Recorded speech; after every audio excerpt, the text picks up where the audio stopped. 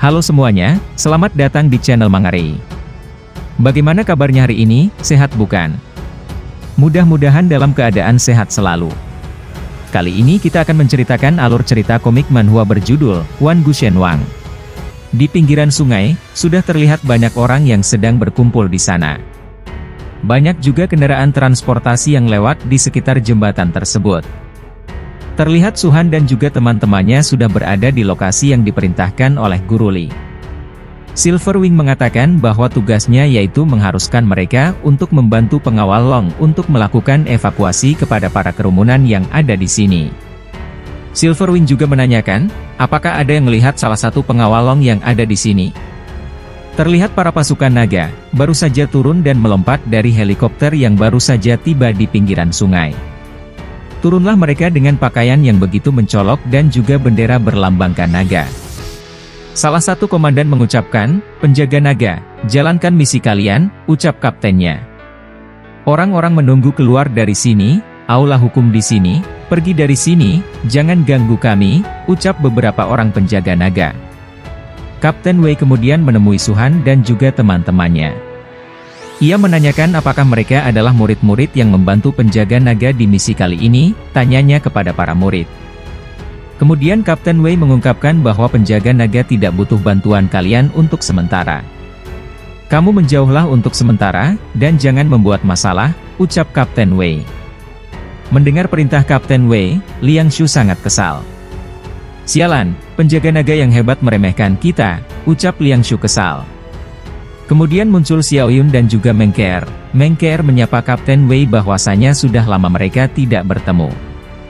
Kapten Wei langsung terkejut dengan kedatangan kedua orang tersebut. Dia menanyakan kepada Keer dan Xiao Yun, kenapa kalian berada di sini juga? Namun Kapten Wei menyadari bahwa ini pasti keluarga Meng kalian yang mendapat berita di awal. Jangan khawatir, ketika Raja Naga Hitam muncul, aku tidak akan pernah membiarkan dia pergi, ucap Kapten Wei sangat percaya diri.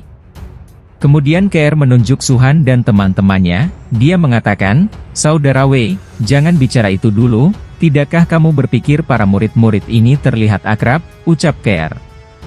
Kapten Wei masih kebingungan, terlihat akrab, pikirnya. Kemudian Kapten Wei menyadarinya, sial, itu kamu, orang yang menyelamatkan Keer di kota Pulau Selatan, Suhan, ucap Kapten Wei antusias. Kemudian Kapten Wei maju dan menyalami Suhan, benar-benar datang ke kuil Raja Naga. Aku pikir siapa yang dikirim untuk membantu penjaga naga kami.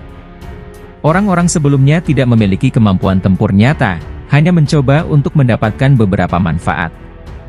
Suhan, terakhir kali aku melihatmu di kota Pulau Selatan, aku jadi yakin.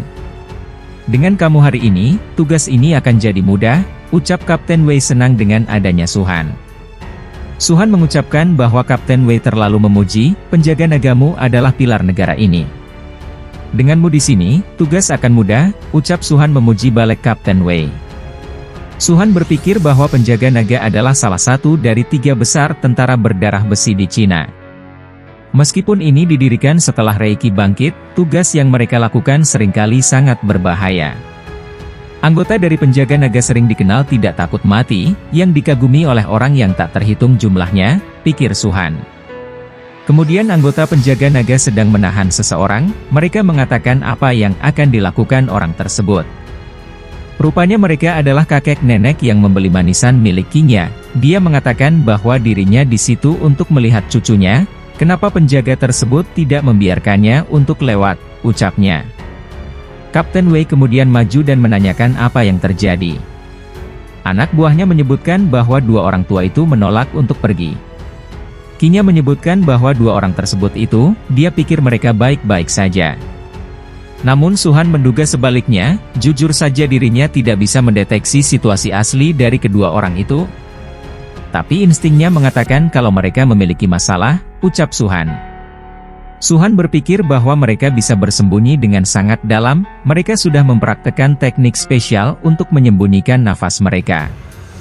Entah kultivasi mereka terlalu tinggi untuk kita deteksi, pikir Suhan.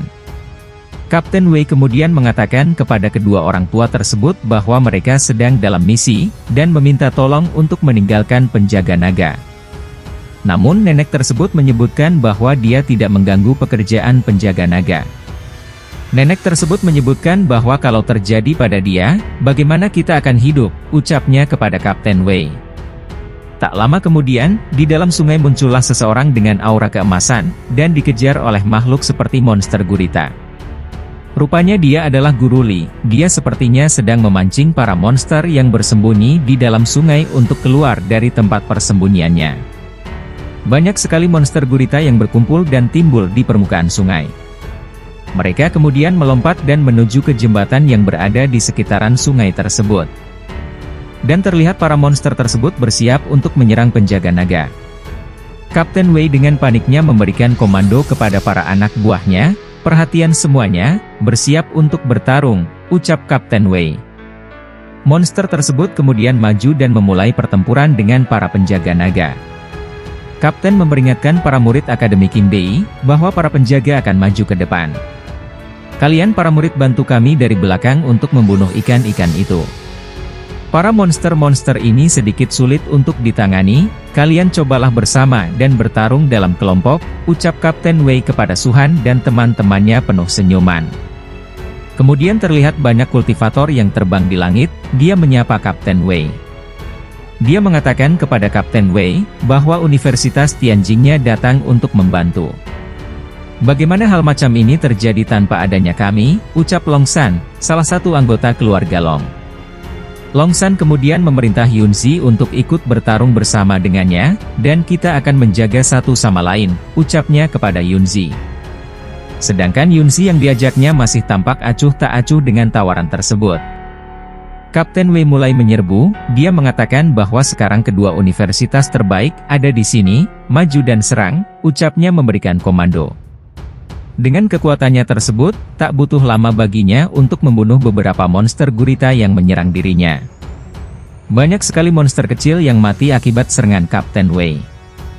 Liang Shu tak mau kalah, dia ikut juga mulai membunuh monster-monster yang mulai menyerangnya. Liang Shu mengajak Suhan juga, "Kakak Su, jumlah poin kontribusinya tergantung pada jumlah monster yang dibunuh pada misi ini.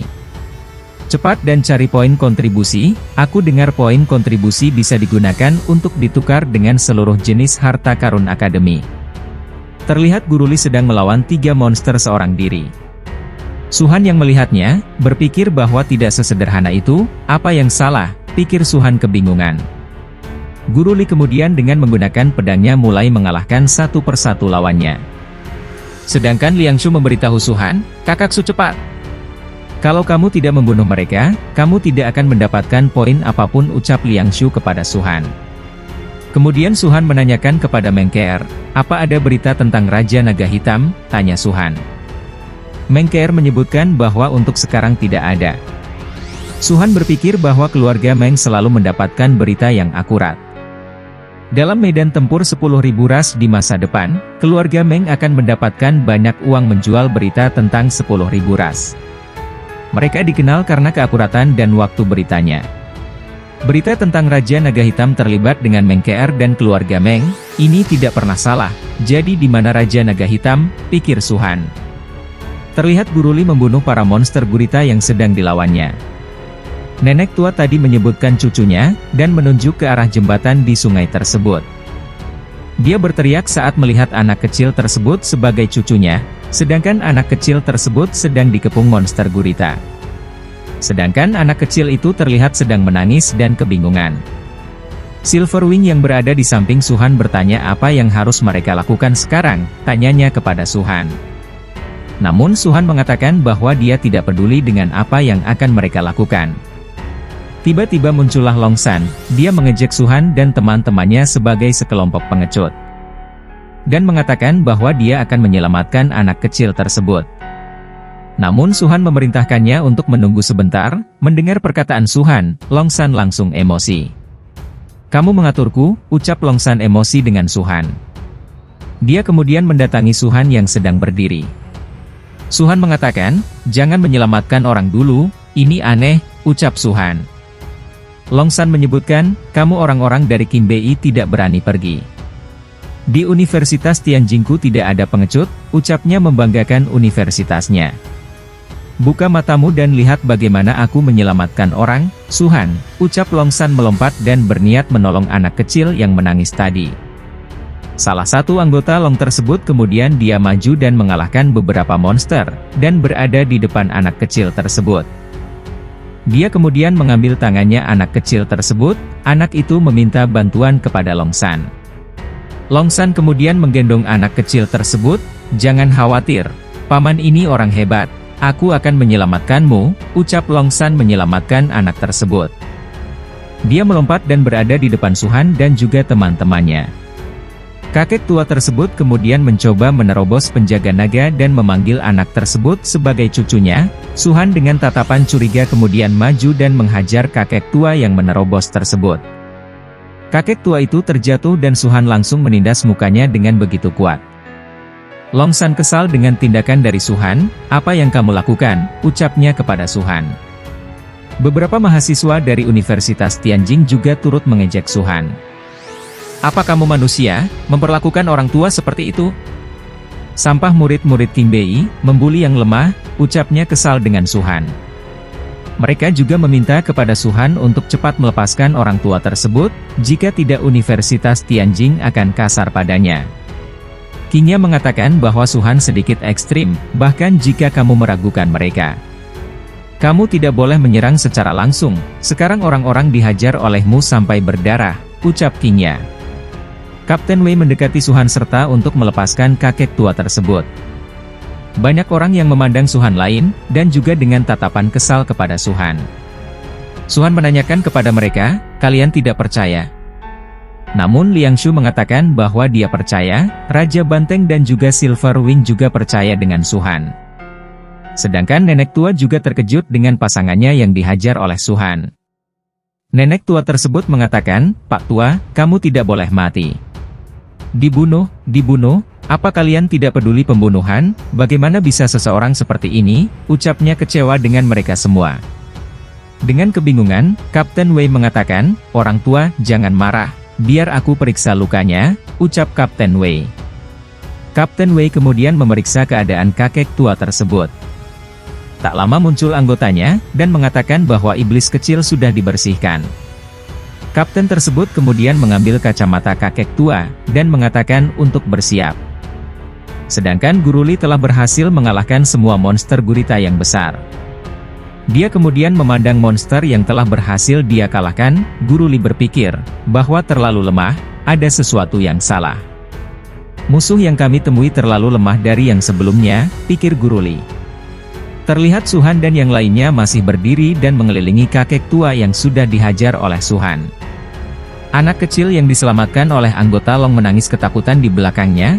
Paman, aku takut. Apa yang terjadi pada kakek? Apa dia mati? Tanyanya ketakutan.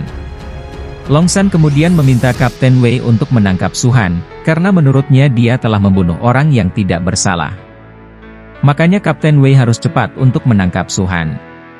Kapten Wei mengatakan bahwa orang tua tersebut tidak bernafas, dan dinyatakan mati. Kapten Wei kemudian memandang Suhan dengan tatapan yang begitu tajam. Dia mengatakan bahwa dirinya memeriksa orang tua itu tidak ada masalah. Kamu melakukan sesuatu yang salah kali ini, ucap Kapten Wei. Namun Suhan tetap dengan pendiriannya, tidak masalah menurutnya, dan bukan berarti tidak ada bahaya, mungkin tujuannya tidak sesederhana di permukaan, ucapnya kepada Kapten Wei.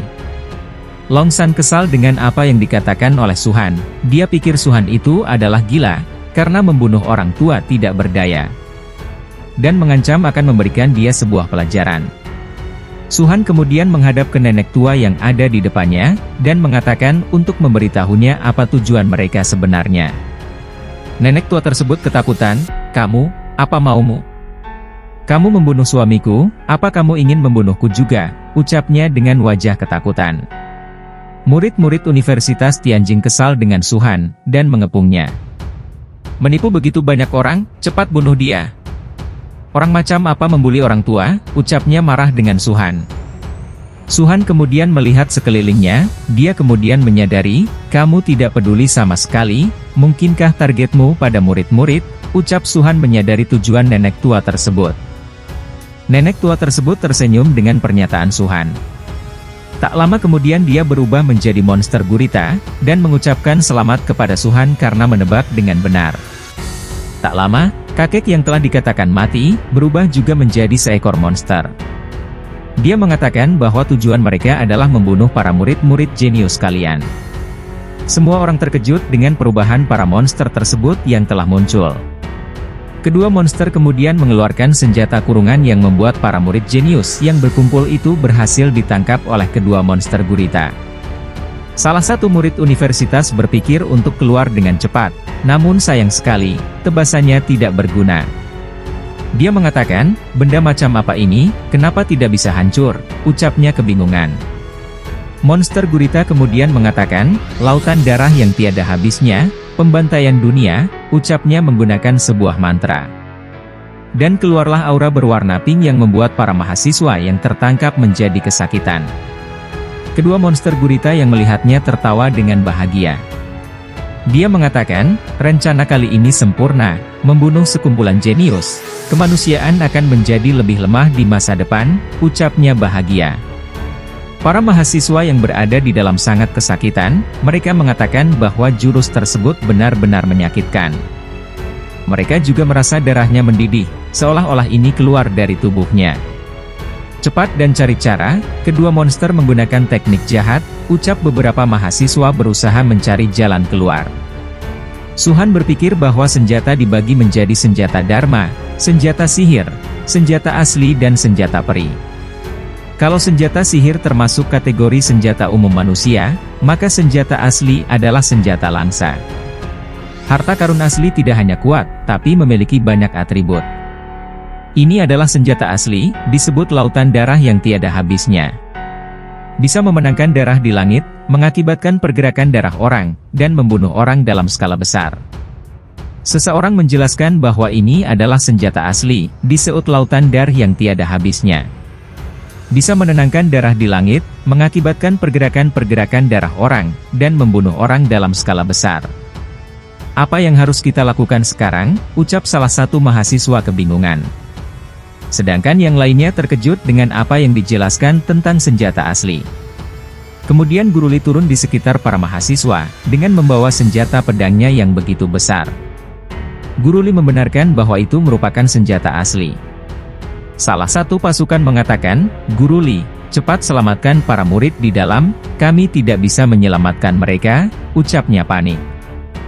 Guru Li yang mendengarnya kemudian melompat dan mengatakan, aku paham, monster ini benar-benar menggunakan kita untuk menjebak para murid-murid itu. Guru Li yang sudah berada di atas penghalangnya, dia kemudian mengeluarkan juru aura jahat dengan menebas pelindung yang sudah terpasang, namun sayang serangan itu sia-sia. Semua mahasiswa yang berada di dalamnya makin sakit parah dengan situasi yang terjadi. Guru Li mengatakan bahwa dirinya tidak bisa menghancurkan senjata asli ini dengan kekerasan. Jika tidak, sebelum senjata asli ini hancur, para murid-murid di dalam sudah mati terlebih dahulu, ucapnya mulai bingung. Longsan mulai kesal, sialan monster, beraninya kamu membohongiku. Anak kecil yang dibawa Longsan langsung menangis, paman, apa yang terjadi pada kakek? Aku takut, ucapnya menangis dengan memeluk Longsan. Longsan mulai kebingungan, kemudian dia meminta siapa di antara kalian yang bisa membantuku menjaga bocah ini, aku akan pergi melawan kedua monster itu, ucapnya kepada mahasiswa Tianjing lainnya. Namun tak lama berselang, muncullah tentakel yang masuk ke dalam pelindung yang digunakan untuk menawan para murid. Dan mulai menangkap para mahasiswa satu persatu, mereka kemudian masuk ke dalam perangkap yang telah dibuat. Di lautan darah tiada habisnya, kami adalah penguasa. Manusia, ras rendahan hanya panas menjadi makanan kami, ucapnya mulai memangsa satu persatu mahasiswanya.